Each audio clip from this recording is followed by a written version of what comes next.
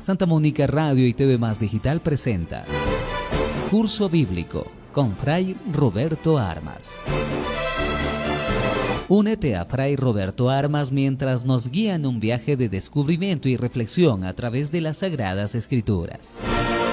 Explora las enseñanzas de la Biblia, profundiza en su significado y descubre lo que nos dice Dios a través de su palabra. No te pierdas Curso Bíblico con Fray Roberto Armas. Sintonízanos y enriquece tu camino de fe. Bienvenidos ya a Santa Mónica Radio, Santa Mónica TV Más y compartiendo ya una enseñanza más con el Padre Roberto Armas, Agustino Recoleto, quien nos acompaña en Curso Bíblico, y vamos a dar inicio, pero antes la bienvenida, Padre. ¿Cómo está? Buenos días Yesenia, buenos días a todos los radioyentes, con un libro más de la Biblia, para conocer un poquito más de la Biblia, así que estén preparados, atentos, y bueno, si hace falta lapicero o cosas para escribir, mejor. Y si tienen la Biblia delante, mejor. Vamos a hablar hoy de la carta de San Pablo a los romanos, a los de Roma, así que búsquenlo por ahí en su libro. Iniciamos entonces a hablar de este tema, ¿no? La carta a los romanos. ¿Para quiénes escribe Pablo esta carta, Padre? Bien, Pablo escribió esta carta a los romanos en un momento decisivo de su carrera apostólica. Ya había concluido su tercer viaje misionero. Hablamos ya antes de 3 viajes misioneros de Pablo. Ya había concluido su tercer viaje y se disponía a llevar a Jerusalén una colecta que había pedido a las distintas comunidades en favor de los más pobres ahí de Jerusalén, que tan laboriosamente había recogido, sobre todo en Macedonia y en Acaya. Consideraba que su misión en Oriente ya estaba prácticamente terminada y tenía proyectado emprender una nueva etapa en su obra de evangelización. Y su propósito era llevar la buena noticia a Occidente, desde Roma hasta España, donde se le abría un campo de actividad todavía virgen, ¿no? Todavía no había ido nadie a hablar allí, ni a Roma, ni a parte de Italia, ni a la parte de Francia, ni a la parte de España, ¿no? Entonces es lo que ellos consideraban el Occidente en aquel momento. Para preparar su visita a los cristianos de Roma, el apóstol les envió una carta, esta carta que mencionamos, donde les exponía más detalladamente los mismos temas que ya había tratado en su carta a los Gálatas, a la comunidad de Galacia. Pero aquí el tono es diferente. El ardor de la polémica ya se ha suavizado y Pablo ha podido completar y matizar su pensamiento y sus expresiones. En una admirable síntesis doctrinal describe la universalidad del pecado, pecados del mundo de todos, y la obra redentora de Cristo. Todo el mundo es pecador y una obra de Cristo va a enmendar ese pecado, va a salvar. La función de la ley de Moisés en el designio salvífico de Dios y la justificación por la fe en Jesucristo son temas centrales. La libertad cristiana, todos somos libres. El bautismo y la nueva vida en el Espíritu son los temas principales. Además, en esta carta hay un tema desarrollado con particular amplitud, el de la situación del pueblo judío en la nueva disposición divina. ¿Cómo queda el pueblo judío ahora ante la redención, ante la salvación que ha logrado Jesucristo de todo el mundo, ¿no? ¿Cómo queda el pueblo judío después de haber traicionado a Jesús, de no haberlo escuchado y demás, siendo el pueblo de Dios, ¿no? Entonces, ¿cuál es esa particularidad? ¿Qué sentido tiene el pueblo judío ahora ante la ley y demás, ¿no? Entonces, la riqueza y la profundidad de su doctrina y la variedad de los temas tratados han conferido a esta carta una excepcional importancia, especialmente dentro del cristianismo, porque en ella vamos a poder asumir los cristianos un montón de temas que van a ser elementales en nuestra vivencia cristiana, para siempre, para todos los siglos, no solamente en aquella época cuando escribe Pablo a los romanos, sino que va a ser mensaje universal para todos los que creemos en Jesucristo. La pregunta así es, Fray. ¿Habían cristianos en Roma? Bien, pues en principio vamos a dar a conocer que Roma en aquel momento era el centro del mundo, era la capital, el centro del mundo. Casi 1 millón de personas de todo tipo componían la población de la capital del imperio. Entrar en contacto con Roma fue para San Pablo casi como una obsesión. La carta que escribió a los cristianos de Roma constituyó en su día una especie de hito en su tarea evangelizadora y ha constituido después, en la historia de la Iglesia, un punto de referencia permanente en las tareas teológicas. Entonces, el mensaje de Jesús sí ya fue llevado tempranamente a Roma por judíos procedentes de Palestina. En el año 49, miren, si la muerte de Cristo sucede más o menos hacia el 30 aproximadamente, el año 49, 19 años, el emperador Claudio expulsó a todos los cristianos que habitaban en la ciudad de Roma. Es decir, que ya había judíos que venían de Palestina, de Jerusalén y demás, pues había tráfico de personas de una parte y para otra, ir a la capital del centro del mundo, pues sí había cristianos en Roma. Al destierro, cuando expulsa el emperador Claudio a los cristianos de Roma, estos expulsados marcharon muchos cristianos de origen hebreo, que habían venido de Jerusalén prácticamente. Durante el tiempo que duró la expulsión, hasta el año 54 aproximadamente, de 49 a 51, unos 5 años, la comunidad siguió funcionando gracias a los cristianos venidos del paganismo. Los judíos fueron expulsados, pero los romanos no, había romanos ya cristianos. Los judíos ya habían convertido a gente procedente del paganismo, del mismo Imperio Romano. Esos no fueron expulsados. Entonces, a pesar de la expulsión de cristianos, se fueron los judíos, no los paganos. Entonces permaneció una comunidad de origen pagano, ¿no? Durante ese tiempo permanecieron más o menos firmes, medio escondidos, pero firmes. De hecho, cuando regresaron después otra vez los judíos, la mayoría de los seguidores del Señor ya eran de origen pagano, ya había una comunidad de origen pagana como cristianos. 4 años después, el apóstol Pablo se dirige a la comunidad mediante una carta, la carta que estamos mencionando. Quiere presentarse a ella y solicitar su acogida cuando visite aquella iglesia no fundada por él, ¿no? Esta iglesia de Roma no la funda Pablo, la fundan estos palestinenses, estos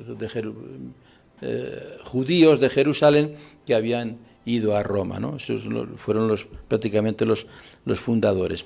Pero también él, Pablo, desea explicarles con cierta amplitud las ideas centrales de su predicación. Antes de que él vaya, ya les anticipa de qué les va a hablar y cuáles van a ser los temas elementales que tienen que estudiar y que tienen que profundizar para consolidarse como buenos cristianos en Roma. Muy bien, padre. Y en cuanto a lo que es la estructura de esta carta. Bien, pues Pablo escribió esta carta desde Corinto, Corinto, ciudad de Grecia, una ciudad importante donde fundó una comunidad. Y lo hace al final de su actividad misionera en esa parte oriental del imperio. Hemos hablado que había pasado su tercera misión o ruta misionera. Sin llegar a ser una síntesis completa de su enseñanza, sí es su escrito más extenso y de más envergadura doctrinal, ¿no? Sí tiene más doctrina que otras. En otras trata un tema, dos temas, lo que sea. En Romanos trata muchos temas y muy importantes. Pues es la carta más extensa. Es como si Pablo viera en Roma, que es corazón del paganismo, porque es la capital del paganismo, ahí procede la religión prácticamente de Grecia, la mitología griega y demás, ve en eso el mejor símbolo del carácter universal de la Iglesia cristiana.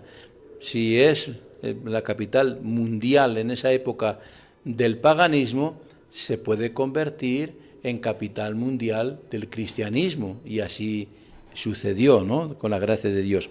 La organización de esta carta es muy sencilla, solamente tiene una introducción, una conclusión y dos partes centrales, nada más.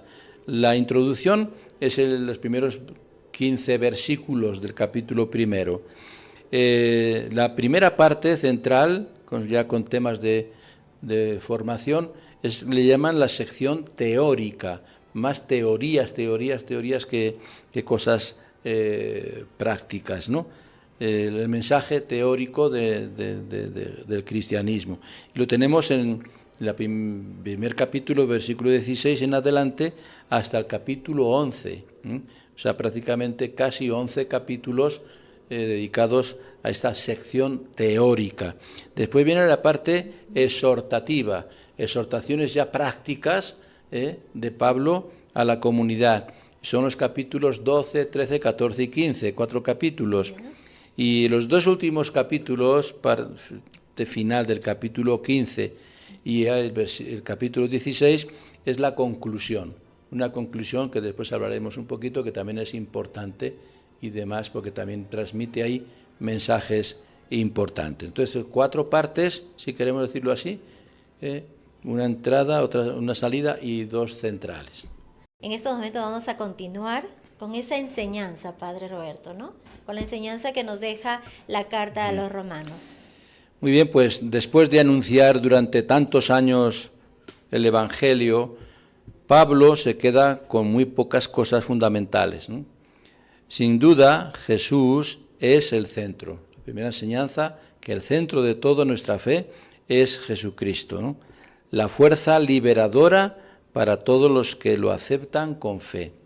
Jesucristo nos libera de todo mal, de todo pecado, de todo desorden. Es cierto que toda criatura sufre el poder esclavizante y destructor del pecado, dice Pablo, ¿no? Todos sufrimos eso. Pero no es menos cierto que Dios Padre se ha compadecido de todos los hombres y les ha entregado a su Hijo, a Jesús muerto en la cruz, ofreciéndoles de esa manera la salvación plena. Las consecuencias del pecado son superadas por esta ofrenda de Jesús en la cruz y nos consigue la salvación plena para todos. La buena noticia provoca en los oyentes un proceso de liberación que desemboca necesariamente en una nueva vida. Habla mucho Pablo de la nueva vida. Hombres nuevos, criaturas nuevas, nueva vida.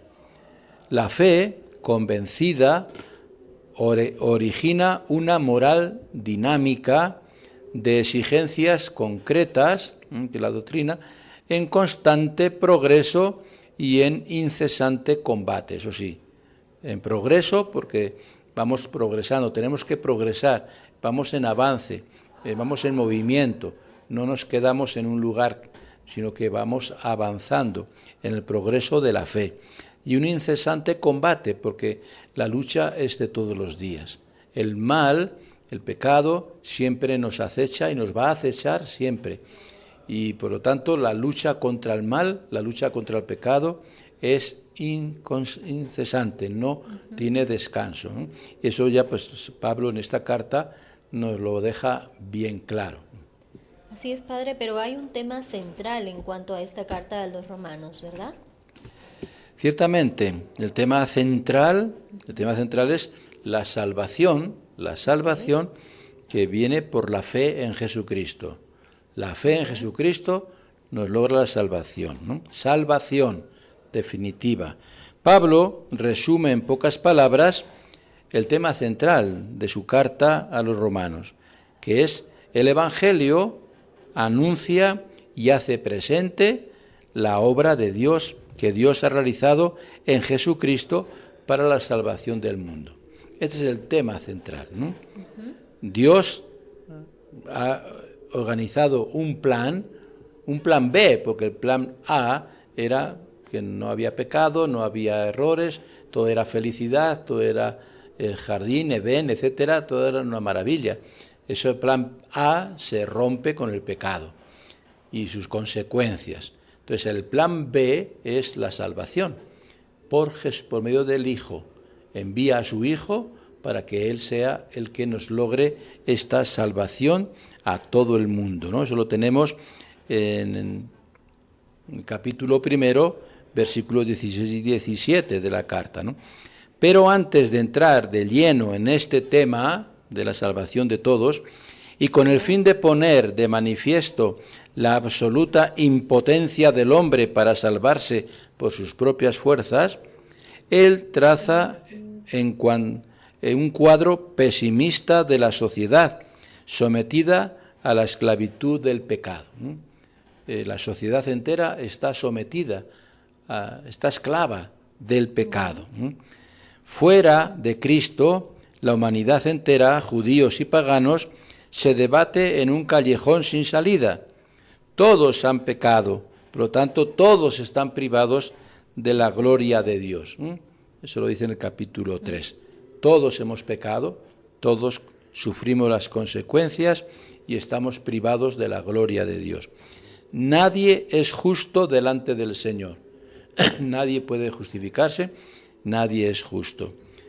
Ni siquiera la ley de Moisés es capaz de remediar esta situación, ya que ella se limita a hacernos conocer el pecado, y sin darnos la gracia para poder evitarlo. La ley de Moisés y todas las leyes simplemente nos advierten y nos indican que estamos en pecado y que para salir del pecado sí hay que cumplir la ley y demás, pero la ley no es la que salva, la ley no es la que nos da la salvación. Quien nos da la salvación solamente es Jesucristo, solamente Él. La única salida es Jesucristo, el nuevo Adán. El antiguo Adán nos llevó al pecado, el nuevo Adán es Jesús, nos trae la salvación. Lo que no podían lograr ni la ley, ni el esfuerzo personal, ni el cumplimiento de la ley, ni nuestro esfuerzo personal de querernos portar bien, no podía lograr la salvación del pecado. Pero eso sí lo hizo Dios enviando a su Hijo, el cual fue entregado por nuestros pecados y resucitado para nuestra justificación, lo que nos dice en el capítulo 4. Okay. Y solo podemos llegar a ser justos, solamente podemos llegar a ser justos aceptando la salvación que Dios nos ofrece gratuitamente por medio de Cristo. De allí la necesidad de la fe. La fe es imprescindible, está por encima de la ley, que es una entrega filial y confiada a Dios. La fe es una entrega a Dios. La fe es una confianza total y plena en Dios, que es el único autor de nuestra salvación. Confiamos y creemos que Dios es el único que nos salva. Por la fe, por la fe en Cristo muerto y resucitado, Dios justifica al pecador, lo libera del pecado y lo reconcilia con Él. Esto es idea clara de San Pablo. Dios nos justifica si creemos en su Hijo muerto y resucitado. y Dios es el que nos libera del pecado y nos reconcilia con Él mismo, el mismo Dios. La justicia recibida por la fe es un don gratuito, es un regalo maravilloso de Dios, es gratuito, no nos cuesta nada. El que ha pagado ese regalo es el mismo Jesús en la cruz, y del que nadie puede enorgullecerse. Es un regalo, la gracia, la salvación. No podemos estar orgullosos porque nosotros no la hemos conseguido, nos la ha conseguido Jesucristo en nuestro lugar. Y el comienzo de una nueva vida fundada en la gracia de Dios, es el comienzo de una nueva vida.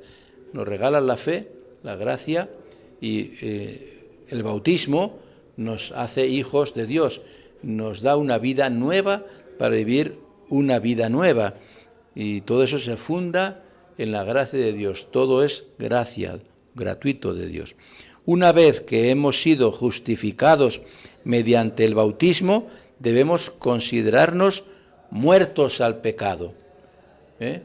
Morimos al pecado, vencemos al pecado muriendo a ese pecado, y nos consideramos vivos para Dios, no vivos para el pecado, porque si vivimos para cometer de nuevo el pecado, volvemos a la muerte, volvemos al fracaso. Entonces estamos vivos para Dios, pero viviendo en Dios, la fe en Dios, y así obrar en conformidad con la ley del Espíritu que da la vida. La ley que procede del Espíritu es lo que da vida.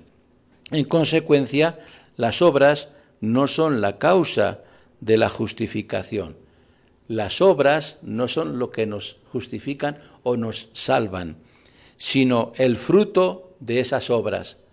El fruto de esa fe y de esas obras es el fruto que nos consigue Jesucristo, la salvación. Pero por Jesucristo, no por nosotros. Sobre esas enseñanzas que nos deja la carta de los romanos. Y pues vamos a hablar también, Padre, de ese destino. ¿Qué destino tuvo Israel en esta carta a los romanos? Bien, si el término de la ley, el final de la ley es Cristo, ¿cuál será el destino de Israel? Le hemos preguntado también antes, que en su gran mayoría se negó a creer en Él, se negó a creer en Jesucristo como Mesías, y sigue todavía aferrado a la justicia que proviene de la ley. Entonces, este es el gran interrogante que se plantea Pablo al final de la primera parte de su carta, sin disimular su desconcierto por la situación en que se encontraban después de la venida de Cristo los primeros depositarios de las promesas de salvación. En su respuesta a este interrogante, el apóstol reafirma los privilegios otorgados por Dios a su pueblo de Israel, ¿no? Al mismo tiempo que insiste en la gratuidad de la elección divina. Si somos libres para elegir a Dios, y es gratuito también elegir a Dios, no nos cuesta nada. Dios no ha rechazado todavía a su pueblo, Dios no rechaza nunca a nadie. Está bien que el pueblo rechace a Dios, que nosotros rechacemos a Dios por el pecado, pero Él no nos rechaza nunca, porque los dones y el llamado de Dios son irrevocables. En el tiempo presente, la elección divina ha recaído solo en un resto, el resto entre comillas, el resto de Israel, los elegidos, los más responsables, los más comprometidos del pueblo elegido, que representa de todas maneras a todo Israel y es prenda de la salvación para los descendientes de Abraham según la carne. Esta parte concluye con un himno a la insondable sabiduría de Dios, cuyos designios sobre el mundo superan toda comprensión humana. Nunca vamos a comprender nosotros los designios de Dios y cómo lleva a cabo Dios su plan de salvación a todos nosotros. Entonces, siempre el pueblo de Israel será el pueblo de Dios, siempre será su pueblo preferido. ¿Por qué? Porque el pueblo falla, el pueblo le falló a Dios, pero Dios nunca falló y Dios nunca va a fallar, y Dios siempre va a ser el Dios de Israel y el Dios de todo el mundo, de todos nosotros. Le fallemos o no le fallemos, creamos o no creamos, Él nunca nos va a fallar. Entonces, Israel está salvado siempre que Él reaccione y acepte el plan de salvación del mismo Dios. Así es, Padre Roberto. ¿Y qué exige la práctica de la fe?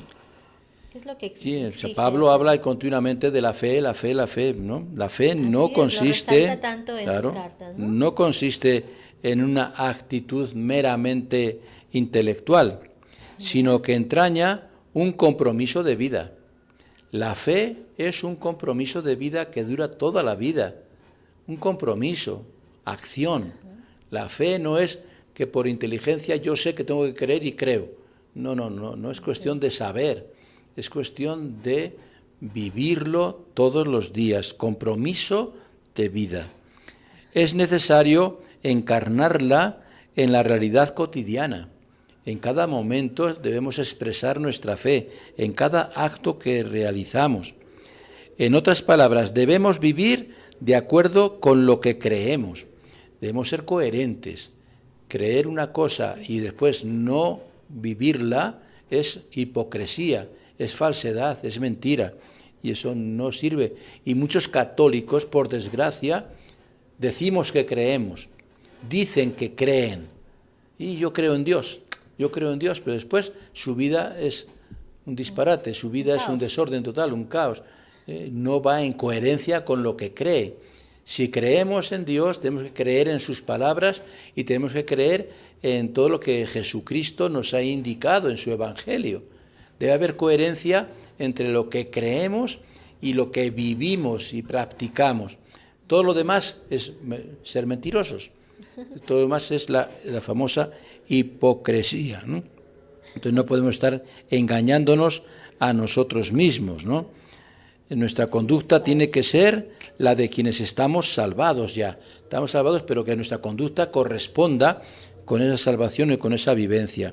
Más aún, la fe que salva es la que obra por medio del amor.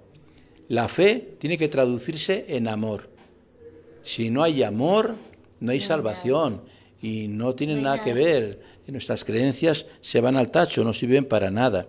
Esta es la idea subyacente en la segunda carta, en la segunda parte de esta carta a los romanos. La segunda parte, por aquí va, ¿no? Que la fe se demuestra con el amor.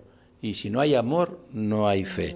El apóstol enumera una serie de exigencias prácticas de la fe.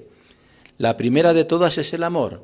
La fe exige amor, obligatorio, amor a Dios y amor al prójimo. Es el amor en el cual se resume toda la ley. Lo dice el Evangelio y lo dice también Pablo. El amor debe llevarnos a poner todas nuestras aptitudes al servicio de los demás, no a nuestro propio servicio. E incluso a perdonar incluso a los enemigos. Amar es perdonar.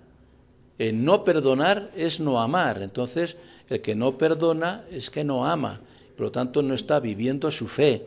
Está fuera del foco, fuera del lugar. Sobre todo, debe manifestarse también hacia los débiles en la fe. A imitación de Cristo, que murió por todos. Por los débiles, por los fuertes, por los ricos, por los pobres, por blancos y negros, sin ninguna condición. Muere por todos, pues nuestro amor es a todos por igual, a todos también por igual. Nuestro perdón es a todos, nuestra entrega es por todos. Para poder glorificar a Dios con un solo corazón y una sola voz, es necesario tener los mismos sentimientos y ser mutuamente acogedores. Tener los mismos sentimientos que tuvo Cristo, es lo que dice San Pablo. Tengan los mismos sentimientos que tuvo Jesucristo y debemos mutuamente ser acogedores unos con otros. Eso es lo esencial, las exigencias de esta fe. Si creemos, esto es lo exigente. Si no vivimos esto, estamos mintiéndonos a nosotros mismos y tratando de mentir a Dios, pero a Dios no le podemos mentir porque Dios nos conoce perfectamente. Perdidos totalmente. Padre, sí, para concluir ya nuestro curso bíblico, ¿cuál es la parte final de la carta a los romanos? Hay en la carta pues un epílogo que se llama, ¿no? Y una conclusión. En la parte final, Pablo ya se refiere a su ministerio apostólico entre los paganos, ¿no? Está en Roma, está en medio de paganos. Él concibe este ministerio como una verdadera liturgia en la que ha sido llamado a cumplir el oficio sagrado de anunciar la buena noticia de Dios. Él está encargado, responsable, porque así se lo ha pedido el mismo Jesucristo. Luego habla de la esclavitud misionera que se había propuesto realizar en Occidente, de la esclavitud, no, de la actividad misionera que él se había propuesto, ¿no? Que deseaba, cuando todavía estaba en Occidente, en Asia y por ahí, en sus comunidades, ya quería ir a Occidente, a Roma, a España, a otros lugares por ahí. Entonces, él se menciona todavía ese deseo que él mismo se había propuesto, e incluía pues su paso especialmente donde está ahora, que es en la capital de Roma, del imperio. Con gusto emprendería inmediatamente su viaje a Roma. Cuando escribe la carta, pues todavía no viaja, todavía va a pasar bastante tiempo hasta que viaje, pero él ya quiere estar ahí. Está escribiéndoles a los romanos y ya quiere estar con ellos, ¿no? Tantas veces había proyectado y tantas otras pues lo sigue demorando, ¿no? Ya llegará la oportunidad. Pero antes debía llevar a Jerusalén la colecta que había reunido en las comunidades de Asia Menor, Macedonia y Grecia. Este viaje le preocupa.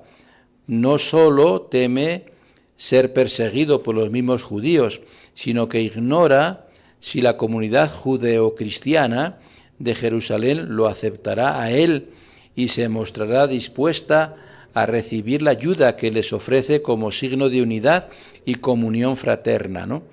Por eso pide a los cristianos de Roma que recen por él para que sea bien acogido en Jerusalén, para que no tenga problemas y para que pueda pues programar su viaje y pueda salir pues libre de los peligros que sí le amenazaban. Pues fue constantemente amenazado Pablo por distintos motivos y él pues dudaba, ¿no? Sin embargo, bueno, pues lo juzgaron en Roma al final, pero él apeló al emperador romano para poder ir a Roma. Esa fue su intención, que me juzguen en Roma. Y entonces, al pedir eso, que lo juzguen en Roma, lo aceptan y lo mandan a Roma. Y entonces ahí consigue su propósito, ¿no? Por último, un magnífico himno litúrgico de acción de gracias por el misterio de la salvación es el broche de oro de toda esta carta a los romanos, llamada tan justamente, le llaman la Catedral de la Fe. A la carta se le llama eso, la Catedral de la Fe. Es un escrito pues súper interesante y fundamental para todos los creyentes, para todos los cristianos, tanto en aquel tiempo para Roma, para los romanos, como hoy día para todos los cristianos de todas las comunidades. Muy bien, muchísimas gracias también, Padre Roberto Armas, por acompañarnos y pues compartir con nosotros una enseñanza más cada día martes, ya saben, la cita para curso bíblico o concurso bíblico con el Padre Roberto Armas en los días martes de 10:30 a 11:30 de la mañana. Y por favor, ingresen a Facebook, nuestra página, nos encuentran como Santa Mónica Radio y TV Más y pueden compartir todo nuestro contenido. Muchísimas gracias.